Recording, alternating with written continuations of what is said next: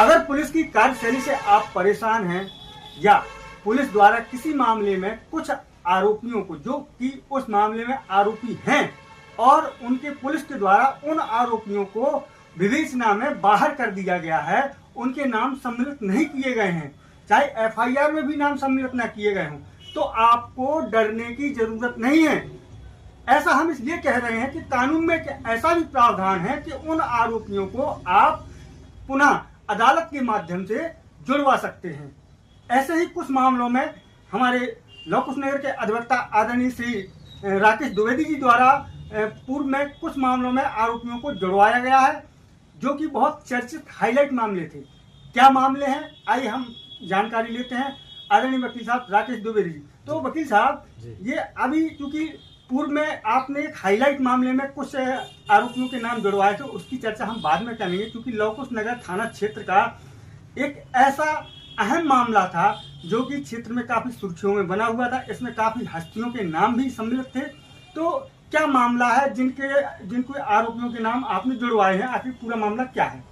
मामला ये है कि दिनांक 14/8/2024 को फरियादी जित्तू उर्फ जीतेन मिश्रा लौ कुश नगर से अपने गांव मिश्रन पुरवा जा रहे थे, तो रास्ते में नहरीबारी तगैला में कुछ लोगों ने जान से मारने की नीयत से बंदूक की बट, लाठी और चाकू से उन पर वार किया और इतना मारा कि मार मार के अधमरा कर दिया उनको, और अधमरी स्थिति में उनको छोड़ करके चले गए।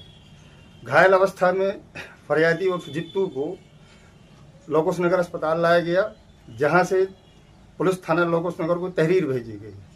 वहां से सब इंस्पेक्टर शैलेन जी आए, शैलेन सक्सेना वहां आए, यहाँ पर एमएलसी की गई लौ कुश नगर अस्पताल में, और प्रारंभिक ट्रीटमेंट के बाद इनको जिला चिकित्सालय छतरपुर रेफर कर दिया गया। जिला चिकित्सालय छतरपुर में दौरान इलाज फरियादी को जब होश आया तो फरियादी के बताए मुताबिक देहाती नालसी लेख की गई। देहाती नालसी में उन्होंने बताया कि दीपू तिवारी, सत्यम तिवारी, रज्जू शुक्ला और पप्पू गर्ग, बबलू मिश्रा और गणेश गर्ग, इन लोगों ने मिलकर के मारपीट कारित की है हमारे ऊपर। देहाती नालसी के आधार पर ही लौ कुश नगर थाना में एफआईआर पंजीबद्ध की गई। चूँकि हत्या के प्रयास का मामला था, पहले ये आईपीसी की धारा 307 के अंतर्गत आता था, अब बीएनएस की धारा 109 के अंतर्गत आता है। और छतरपुर चिकित्सालय में इलाज के बाद उसको ग्वालियर रेफर कर दिया गया। ग्वालियर में 20-25 दिन इलाज चलता रहा। जैसे ही रिकवर हुआ, पुलिस के द्वारा पुलिस कथन लेख किए गए। पुलिस कथनों में सालिग्राम मिश्रा, जीतेन मिश्रा और विनोद मिश्रा के कथन लेख किए गए। इन तीनों साक्षियों ने ये बताया है कि उक्त घटना जो है 6 लोगों ने कारित की है। इसके बावजूद भी पुलिस ने मामले में 6 में से 2 लोगों को मामले से बाहर कर दिया। अब बाहर क्यों कर दिया? चूँकि अभियुक्त पक्ष की ओर से आवेदन पुलिस अधीक्षक महोदय छतरपुर को दिया गया था कि इसमें पप्पू गर्ग, गणेश गर्ग और बबलू मिश्रा घटना में शामिल नहीं हैं, अतः जांचोपरांत इनको बाहर कर दिया जाए। पुलिस अधीक्षक महोदय ने जांच को निर्देशित किया एसडीओपी लौ कुश नगर महोदय को। एसडीओपी लौ कुश नगर ने जांच की।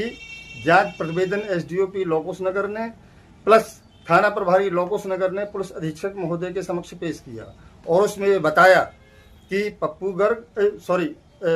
गणेश गर्ग और बबलू मिश्रा ये लोग घटना में शामिल नहीं थे। पुलिस ने इसके बाद इन दोनों के प्रतिवेदनों के आधार पर पुलिस अधीक्षक महोदय छतरपुर ने इन 2 लोगों को मामले से बाहर करने की अनुमति दे दी। इन 2 को मामले से बाहर करके 4 के खिलाफ ये मामला पेश किया गया। अब पुलिस ने इनको बाहर क्यों किया, इसके लिए बेस क्या बनाया? तो पुलिस ने CDR, call detail report, CCTV footage और अदर साक्षियों के कथन उनने लेख किए। उन्होंने कहा कि सीडीआर और सीसीटीवी फुटेज के आधार पर ये घटना स्थल पर नहीं थे, अन्यत्र थे।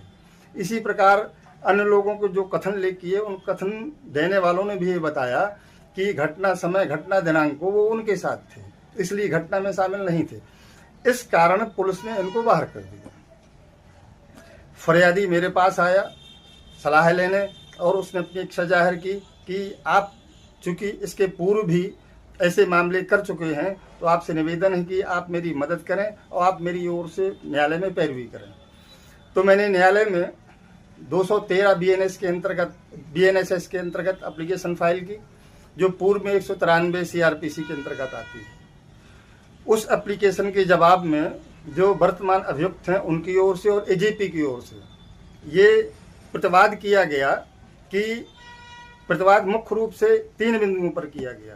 पहला बिंदु ये था कि फरियादी को डायरेक्ट एप्लीकेशन फाइल करने के राइट नहीं है, मतलब सत्र न्यायालय में डायरेक्ट एप्लीकेशन फाइल नहीं कर सकता। दूसरी बात, उनने ये लेख की, चूँकि सत्र न्यायालय वाला मामला है, सबसे पहले न्यायिक मजिस्ट्रेट के यहाँ फाइल आती है मामला, इसके बाद कमिट होता है सेशन न्यायालय में।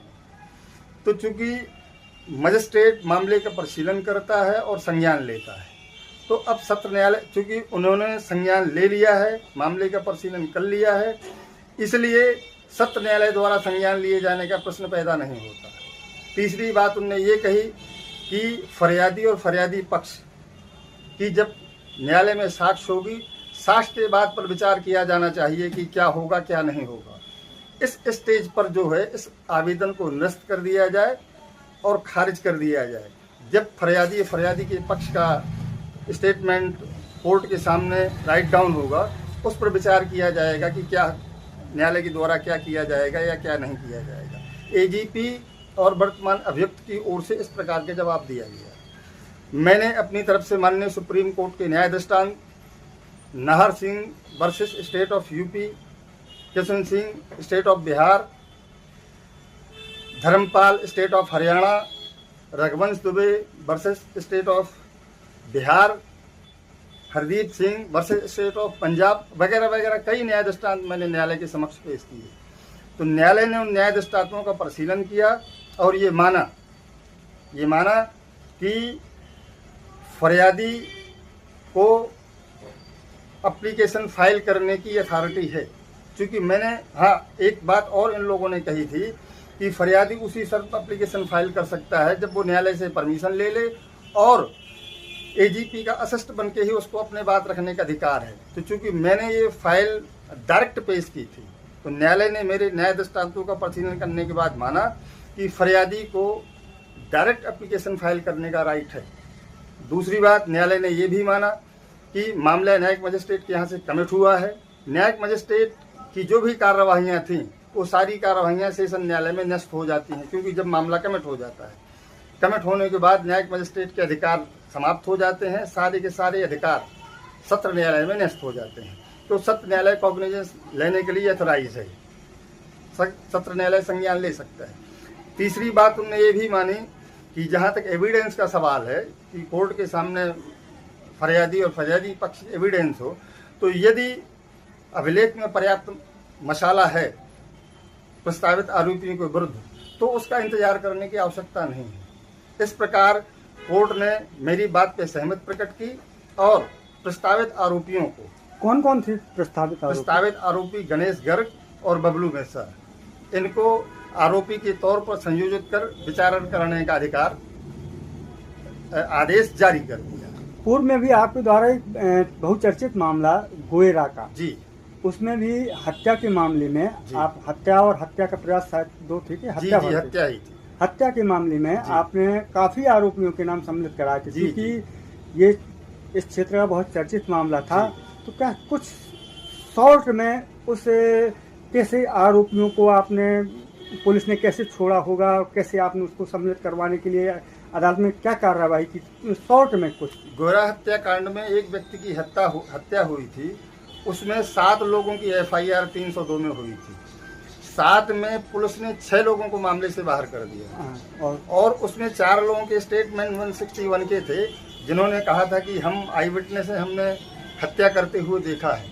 इसके अगेंस्ट में पुलिस ने कम से कम 60-70 लोगों के स्टेटमेंट राइट डाउन किए थे और उन लोगों ने 60-70 लोगों ने कहा था कि भाई ये लोग घटना में शामिल नहीं थे, कोई कह रहा था अन्यत्र था, कोई कह रहा था अन्यत्र था, इस प्रकार। और कॉल डिटेल रिपोर्ट भी उन्होंने निकाली थी। उस आधार पर पुलिस ने मामले को मामले से कितने आरोपियों को बाहर किया था? 6 लोगों को बाहर किया था और सिर्फ एक के खिलाफ उन्होंने चालान प्रस्तुत किया था। कितने आरोपियों को बाद में आपने जुड़वाया? मैंने उन 6 आरोपियों के लिए एप्लीकेशन फाइल की थी और मेरी एप्लीकेशन स्वीकार हुई और 6 के 6 आरोपी 302 के बने और इसके बाद उनका ट्रायल हुआ और ट्रायल करने के बाद सभी 7 आरोपियों को आजीवन कारावास की सजा दी गई। आजीवन कारावास की सजा हुई है। तो बुंदेली भास्कर के कानूनी ज्ञान कार्यक्रम में हम आपको अधिवक्ता श्री राकेश द्विवेदी जी के माध्यम से समय समय पर और कानूनी क्या राइट हैं, इन बिंदुओं पर पुलिस कब गिरफ्तार करेगी, कब क्या होगा, ऐसे तमाम बिंदुओं पर, कब पुलिस हथकड़ी लगा सकती है, क्या पुलिस को गालियां देने का अधिकार है, ऐसे तमाम बिंदुओं पर हम कानूनी जानकारी आपको समय समय पर देते रहेंगे। आप हमसे एक मामला अभी राजनगर से भी जुड़ा हुआ है जी। राजनगर में क्या हुआ कि 498A 3/4 दहेज प्रतिषेध अधिनियम के तहत FIR हुई थी 6 लोगों में 5 को बाहर कर दिया गया और एक को जो है आरोपी के रूप में प्रस्तुत किया गया।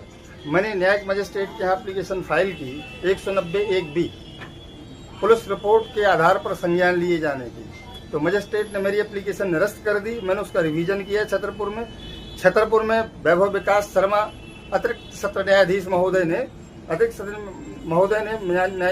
न्यायिक मजिस्ट्रेट महोदय के आदेश को निरस्त करते हुए रिमांड किया, फिर से सुना जाए और आदेश पारित किया जाए। दोबारा जब न्यायिक मजिस्ट्रेट महोदय ने आदेश पारित किया तो उन्होंने उनको मुलजिम बना दिया। यानी 3 ऐसे मामले हो गए हैं जिनमें आपने पैरवी की है और जिनमें पुलिस ने विवेचना में आरोपियों को बाहर कर दिया था और आपने अदालत के माध्यम से उनको पुनः आरोपी के रूप में उस प्रकरण में सम्मिलित करवा दिया है। तो देखिए, कानूनी ज्ञान कार्यक्रम में आपको काफ़ी कानूनी जानकारी प्राप्त हुई होगी। आप हताश ना हो, निराश ना हो। बुंदेली भास्कर के कार्यक्रम के माध्यम से आपको समय समय पर अधिवक्ता राकेश द्विवेदी जी के साथ कानूनी बिंदुओं का ज्ञान प्राप्त होता रहेगा। तो आप हमसे लगातार जुड़े रहें बुंदेली भास्कर पर मुन्ना राजपूत के साथ। इस वक्त अधिवक्ता श्री राकेश द्विवेदी जी के साथ आप ये कानूनी ज्ञान कार्यक्रम देख रहे हैं। हमसे जुड़े रहने के लिए आपका बहुत बहुत धन्यवाद।